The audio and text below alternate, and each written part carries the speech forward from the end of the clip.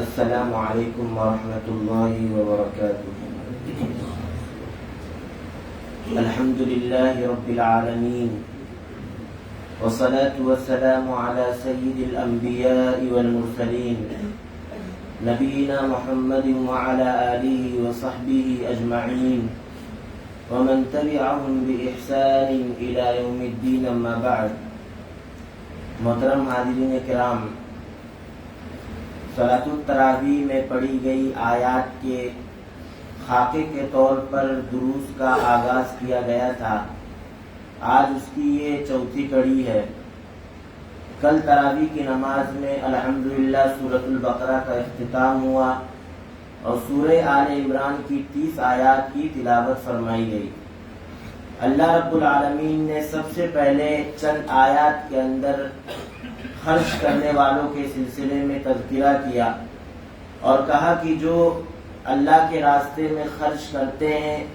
اور جو لوگ نہیں کرتے، ان تمام لوگوں کو چاہیے کہ اس دن آنے سے پہلے وہ اللہ رب العالمین کے راستے میں خرچ کر دیں کہ جس دن نہ تو کسی طرح کا کوئی مال کام آئے گا، نہ کوئی خرید و فروخت ہوگی، نہ بچے کام میں آئیں گے، حتیٰ کہ اگر ایک انسان اپنی جان کو چھڑانے کے لیے اللہ کی بارگاہ میں زمین بھر سونا پیش کر دے، تب بھی وہ پیش کیا گیا سونا اللہ رب العالمین کے ہاں کچھ بھی کام نہیں آئے گا۔ لہذا اللہ نے دنیاوی زندگی دی تو اس میں خوب صدقات و خیرات کر لیا جائے کل قیامت کے دن، تاکہ یہ صدقات و خیرات ذخیرہ آخرت بن جائے۔ اسی طرح اللہ رب العالمین نے ذکر کیا کہ خرچ کرنے کی فضیلت کیا ہے۔ اللہ فرماتا ہے کہ میری رحمت اتنی زیادہ وسیع ہے کہ میں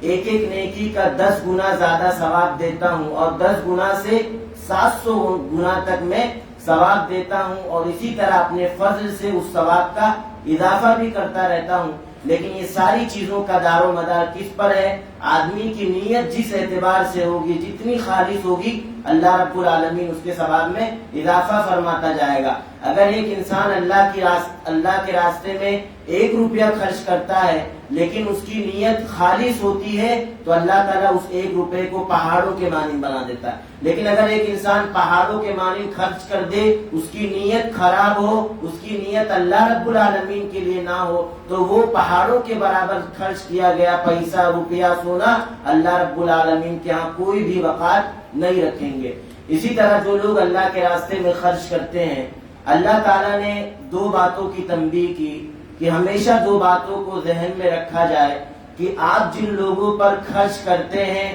کبھی بھی احسان نہ جتلایا جائے، اور اسی طرح پیسہ خرچ کرنے کی وجہ سے انہیں کبھی تکلیف نہ دی جائے۔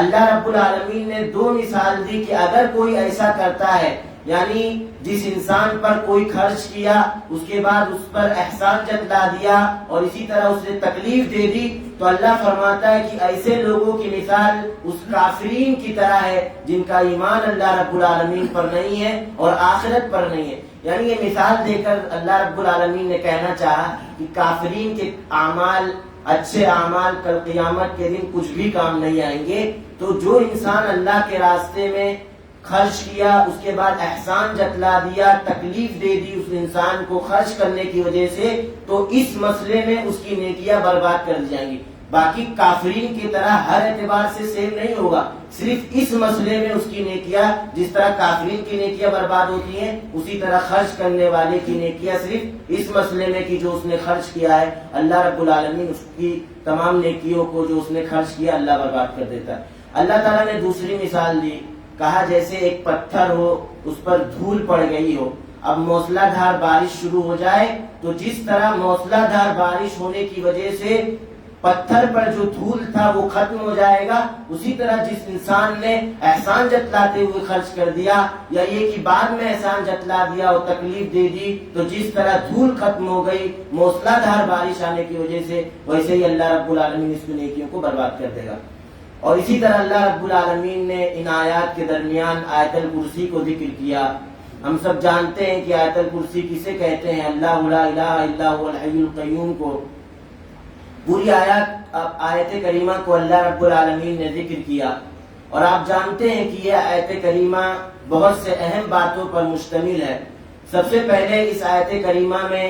اللہ رب العالمین نے اپنی تعریف کو ذکر کیا، اس کے بعد توحید کی تمام قسموں کو اس آیت کریمہ میں ذکر کر دیا گیا، اور اسی طرح یہ بتلا دیا گیا کہ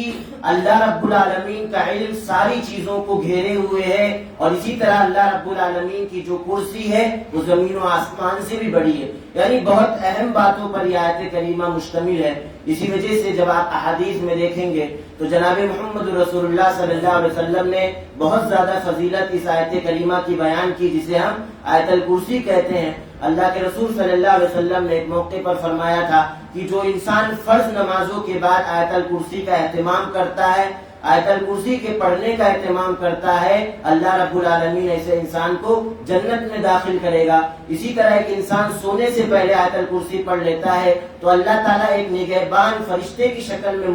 مقرر کر دیتا ہے، جو اس کی حفاظت کرتے رہتا ہے اور شیطان کو آس پاس آنے بھی نہیں دیتا ہے۔ اس کی تائید صحیح بخاری کی ایک روایت کرتی ہے، سیدنا ابو ہریرہ رضی اللہ عنہ بیان فرماتے ہیں کہ اللہ کے رسول صلی اللہ علیہ وسلم نے ایک موقع پر مجھے صدقہ فطر کی حفاظت پر مامور کیا۔ کہتے ہیں کہ ایک شخص آتا ہے اور گلے کی چوری کرنے لگتا ہے، میں اسے پکڑ لیتا ہوں اور کہتا ہوں کہ میں صبح تجھے جناب محمد رسول اللہ صلی اللہ علیہ وسلم کے پاس لے جاؤں گا۔ اب وہ شخص عذر بیان کرنے لگتا ہے کہ میں بال بچوں والا ہوں، میری مجبوری ہے، اس وجہ سے میں چوری کر رہا ہوں۔ ابو ہریرہ فرماتے ہیں کہ میں اس پر ترس کھا کر چھوڑ دیتا ہوں۔ صبح ہوتی ہے، رسول گرامی صلی اللہ علیہ وسلم مجھ سے پوچھتے ہیں کہ ابو ہریرہ تیرے قیدی کا کیا ہوا؟ تو ابو ہریرہ فرماتے ہیں کہ اللہ کے رسول صلی اللہ علیہ وسلم وہ اپنی عذر کو اسی طرح اپنی مجبوری کو بیان کرنے لگا اور میں نے ترس کھا کر اسے چھوڑ دیا۔ اللہ کے رسول نے کہا دوبارہ وہ آئے گا۔ سیدنا ابو ہریرہ فرماتے ہیں دوسری رات وہ دوبارہ آیا، پھر غلہ چوری کرنے لگا، میں نے پھر پکڑا، پھر اس نے وہی اپنے عذر کو بیان کیا، اپنی مجبوری کو بیان کیا۔ ابو ہریرہ فرماتے ہیں دوبارہ میں نے ترس کھا کر چھوڑ دی۔ اللہ کے رسول صلی اللہ علیہ وسلم نے صبح کو یہی سوال کیا اور میں نے بھی یہی جواب دیا کہ اللہ کے رسول وہ عذر بیان کرنے لگا، اپنی مجبوری بیان کرنے لگا اور میں نے ترس کھا کر چھوڑ دی۔ اللہ کے رسول نے کہا تیسری مرتبہ بھی وہ آئے گا۔ ابو ہریرہ فرماتے ہیں جب وہ تیسری مرتبہ آیا پھر غلہ چوری کرنے لگا تو میں نے اس سے پکڑ لیا، کہا اب میں تجھے نہیں چھوڑوں گا۔ پھر عذر بیان کیا، کہا میں تجھے نہیں چھوڑوں گا۔ پھر وہ کہتا ہے کہ میں تمہیں ایسے کلمات سکھا دیتا ہوں جو تمہیں فائدہ دیں گے۔ اس نے آیت الکرسی کو سکھایا، حضرت ابو ہریرہ نے چھوڑ دیا۔ اللہ کے رسول صلی اللہ علیہ وسلم نے صبح دریافت کیا ابو ہریرہ تیرے قیدی کا کیا ہوا؟ ابو ہریرہ نے فرمایا کہ اللہ کے رسول اس نے مجھے آیت الکرسی کو سکھایا۔ اللہ کے رسول نے کہا صرف اس مسئلے میں اس نے بات سچ کہی، البتہ وہ کذاب ہے۔ اس کے بعد اللہ کے رسول صلی اللہ علیہ وسلم نے فرمایا کہ جو شخص آیت الکرسی کو پڑھ لیتا ہے رات میں سونے سے پہلے، اللہ رب العالمین فرشتے کی شکل میں ایک نگہبان مقرر کر دیتا ہے جو اس کی حفاظت کرتے رہتا ہے۔ تو اس آیت کریمہ کی اللہ کے رسول صلی اللہ علیہ وسلم نے احادیث میں بڑی فضیلت بیان فرمائی ہے۔ اس کے بعد اللہ رب العالمین نے ابراہیم علیہ السلام کے دو قصوں کو ذکر کیا۔ ایک وہ قصہ کہ ان کے زمانے کا ایک بادشاہ جو یہ دعویٰ کرتا تھا کہ میں اللہ ہوں، ان کے مکالمے کا ذکر کیا کہ حضرت ابراہیم علیہ السلام ان کے پاس جاتے ہیں اور کہتے ہیں کہ اگر تم واقعی اس کائنات کو تم نے پیدا کیا تو یہ میرا رب تو وہ ہے جو اللہ رب العالمین ہے، جو زندوں کو اللہ رب العالمین ہے جو پیدا کرتا ہے اور جسے چاہتا ہے موت دیتا ہے۔ تو بادشاہ دو آدمی کو بلاتا ہے اور ایک آدمی کو زندہ چھوڑ دیتا ہے اور دوسرے آدمی کو قتل کر دیتا ہے اور کہتا ہے کہ دیکھو میں بھی موت و حیات پر قدرت رکھتا ہوں۔ حضرت ابراہیم علیہ السلام اس مسئلے میں زیادہ بحث نہیں کرتے ہیں، دوسری مثال دیتے ہیں کہ میرا رب وہ ہے جو سورج کو مشرق سے نکالتا ہے اور مغرب میں غروب فرماتا ہے۔ اگر واقعی تو رب ہے تو سورج کو مغرب سے نکال کر دکھا اور مشرق میں ڈبا کر دکھا تو وہ کافر ہکا بکا رہ جاتا ہے۔ اسی طرح اللہ رب العالمین نے دوسری مثال دی کہ حضرت ابراہیم علیہ السلام نے کہا تھا اے اللہ رب العالمین میں دیکھنا چاہتا ہوں کہ تو زندوں کو کیسے پیدا کرتا ہے یا یہ کہ مردوں کو کیسے زندگی دیتا ہے۔ تو اللہ رب العالمین فرماتا ہے کہ 4 پرندوں کو لو، اس کے ٹکڑے کر ڈالو، اسی طرح الگ الگ پہاڑوں پر پھینک دو اور تم اسے بلاؤ، یہ تمہاری طرف بھاگتے ہوئے یا یہ کہ اڑتے ہوئے چلے آئیں گے۔ اس کے بعد اللہ رب العالمین نے سود کی حرمت کو بیان فرمایا، کہا سود یہ کبیرہ گناہوں میں سے ہے۔ اگر ایک انسان علم ہونے کے باوجود بھی سود جیسے قبیح جرم سے نہیں رکتا، تو گویا وہ اللہ رب العالمین اور جناب محمد رسول اللہ صلی اللہ علیہ وسلم سے لڑائی کرنے کی دعوت دے رہا ہے، یا یہ کہ یہ لڑائی کرنے کے مترادف ہے۔ اب اللہ رب العالمین نے سود جیسے قبیح جرم کو حرام ٹھہرایا اور کہا کہ یہ اللہ اس کے رسول سے لڑائی کرنے کے مترادف ہے۔ اسی وجہ سے آپ دیکھیں گے سیدنا عبداللہ بن عباس رضی اللہ عنہما فرمایا کرتے تھے کہ اگر اسلامی حکومت ہو اور اس کے بعد اگر ایک انسان سود کا کاروبار کرتا ہے، سود کو کھاتا ہے، تو اسے سمجھایا جائے گا، توبہ کرایا جائے گا، اس کے باوجود بھی اگر وہ سود سے نہیں رکتا ہے تو بادشاہ وقت کو چاہیے کہ اس کی گردن اڑا دے، لیکن شرط کیا رکھی؟ اسلامی حکومت ہو، اور وہ بھی بادشاہ کرے گا، عوام الناس نہیں کرے گی۔ اس کے بعد اللہ رب العالمین نے کہا کہ جب یہ سود اتنا قبیح جرم ہے تو اور ایک انسان کی فضیلت یہ بیان فرمائی کہ وہ صدقات و خیرات کو کثرت سے کرتے رہے تاکہ سود وغیرہ کی نوبت نہ آئے۔ اور سماج و معاشرہ میں بہت سارے لوگ ایسے ہیں کہ تنگی ہو جاتی ہے، اس کے باوجود بھی صدقات و خیرات کو لینا پسند نہیں کرتے ہیں، تو اللہ رب العالمین نے ایسے لوگوں کے لیے قرض کے دروازوں کو کھول دیا، اور جو لوگ قرض دیتے ہیں اللہ تعالیٰ نے اور جناب محمد رسول اللہ صلی اللہ علیہ وسلم نے بڑی فضیلت بیان فرمائی۔ اور اللہ رب العالمین نے قرض کے سلسلے میں ایک آیت نازل فرمائی جو قرآن کریم کی سب سے لمبی آیت ہے۔ اس میں حکم دیا کہ قرض دیتے وقت کا تعین کر دیا جائے کہ میں اتنے دن تک قرض دیتا ہوں، لکھ لیا جائے، 2 مسلمان لوگوں کو گواہ بنا دیا جائے، اور اگر عورت کو گواہ بنایا جا رہا ہے تو ایک مسلمان کو بنایا جائے اور دوسرے مسلمان کے بدلے 2 عورتوں کو گواہ بنایا جائے۔ اس کے بعد اللہ رب العالمین نے للہ ما فی السماوات و ما فی الارض وان تبدوا ما فی انفسکم او تخفوه یحاسبکم بہ اللہ والی آیت کو ذکر کیا۔ اور جب یہ آیت کریمہ اتری کہ اللہ رب العالمین تمہارے تمام اعمال کا محاسبہ کرے گا، چاہے تم دل میں اسے چھپاتے ہو چاہے ظاہری طور پر کرتے ہو، جب یہ آیت کریمہ اترتی ہے صحابہ کرام رسول گرامی صلی اللہ علیہ وسلم کے پاس آتے ہیں اور کہتے ہیں کہ اللہ کے رسول آپ ہمیں جہاد کا حکم دیتے ہیں، زکوٰۃ دینے کا حکم دیتے ہیں، نماز قائم کرنے کا حکم دیتے ہیں، ہم یہ ساری چیزیں خوشی خوشی کر لیتے ہیں، لیکن اللہ تعالیٰ نے اس آیت کو اتار کر یہ کہہ دیا کہ ہمارے دلوں میں جو وسوسے آتے ہیں اس کا بھی اللہ محاسبہ کرے گا۔ رسول گرامی صلی اللہ علیہ وسلم فرماتے ہیں کہ مجھے بھی معلوم ہے اللہ رب العالمین نے جب اس آیت کریمہ کو نازل کیا تمہارا یہ فرض بنتا ہے جو اللہ کہہ رہا ہے اس پر ایمان لاؤ۔ صحابہ کرام کا یہ ایمان کا جذبہ تھا کہ صحابہ کرام ایمان لاتے ہیں اور اس بات پر ایمان لے آتے ہیں کہ اللہ تعالیٰ ہمارے دلوں میں جو وسوسہ پیدا ہوگا تو محاسبہ کرے گا، ہم اس پر بھی ایمان لاتے ہیں۔ پھر اللہ تعالیٰ نے ایک آیت کریمہ نازل کر کے اس حکم کو منسوخ کر دیا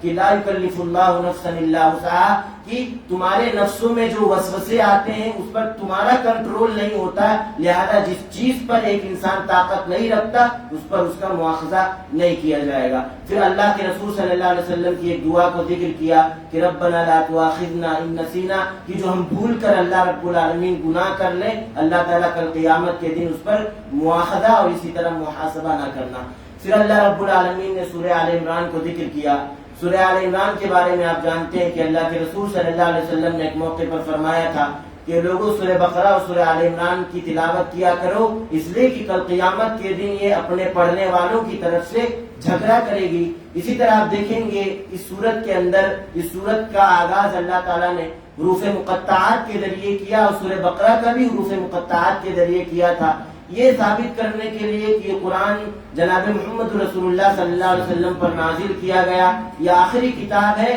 اور یہ اللہ رب العالمین کی جانب سے نازل کردہ کتاب ہے، نہ یہ کہ رسول گرامی صلی اللہ علیہ وسلم خود سے یہ دعویٰ کر رہے ہیں کہ اللہ رب العالمین نے نازل کیا جبکہ یہ ان کا کلام ہے۔ اسی طرح اللہ تعالیٰ نے بہت سی باتوں کا ذکر کیا، اس کے بعد کہا کہ کافرین کے اعمال تمام کے تمام برباد کر دیے جائیں گے، نہ تو کل قیامت کے دن ان کے اموال کام آئیں گے، ان کے بال بچے کام آئیں گے، کوئی بھی کام نہیں آ سکتا، اگر کام آ سکتا ہے تو صرف اور صرف ایمان کام آ سکتا ہے۔ اس کے بعد اللہ تعالیٰ نے ذکر کیا کہ دنیاوی زندگی میں عام طور پر انسان عورتوں سے، شہوات سے، بچوں سے،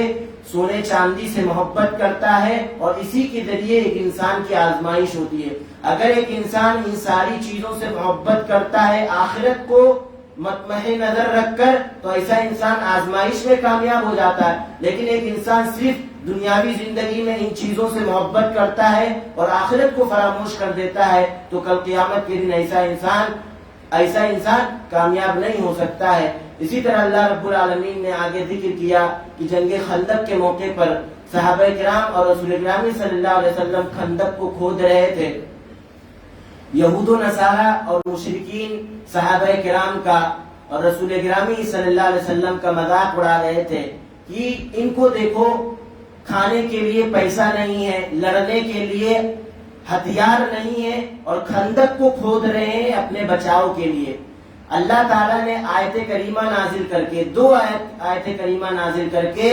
رسول گرامی صلی اللہ علیہ وسلم کو حکم دیا کہ اے اللہ کے رسول آپ کہہ دیجئے اللہم مالک الملک تؤتی الملک من تشاء وتنزع الملک ممن تشاء وتعز من تشاء وتذل من تشاء۔ اللہ کے رسول صلی اللہ علیہ وسلم سے کہا گیا کہ آپ یہ کہیے کہ اگر آج ہم کمزور ہیں وہ دن آئے گا کہ ہم تم سے زیادہ طاقتور ہو جائیں گے۔ اگر آج ہم ذلت کی زندگی وقتی طور پر گزار رہے ہیں، آپ ہمیں کمزور سمجھ رہے ہیں، اللہ رب العالمین وہ وقت آئے گا کہ اللہ تعالیٰ ہمیں باعزت کر دے گا۔ اسی وجہ سے حضرت عمر بن خطاب رضی اللہ عنہ نے ایک موقع پر کہا تھا کہ لوگوں آج جو ہم عزت کی زندگی گزار رہے ہیں اور اللہ تعالیٰ نے ہمیں عزت دی ہے تو نحن قوم اعزنا اللہ بالاسلام، اسلام پر عمل کرنے کی وجہ سے اللہ رب العالمین نے ہمیں عزت دی ہے۔ فَإِنِ ابْتَغَيْنَا الْعِزَّةَ بِغَيْرِهِ أَذَلَّنَا اللَّهُ، اگر ہم عزت کو دیگر مذاہب میں تلاش کریں گے تو اللہ رب العالمین ہمیں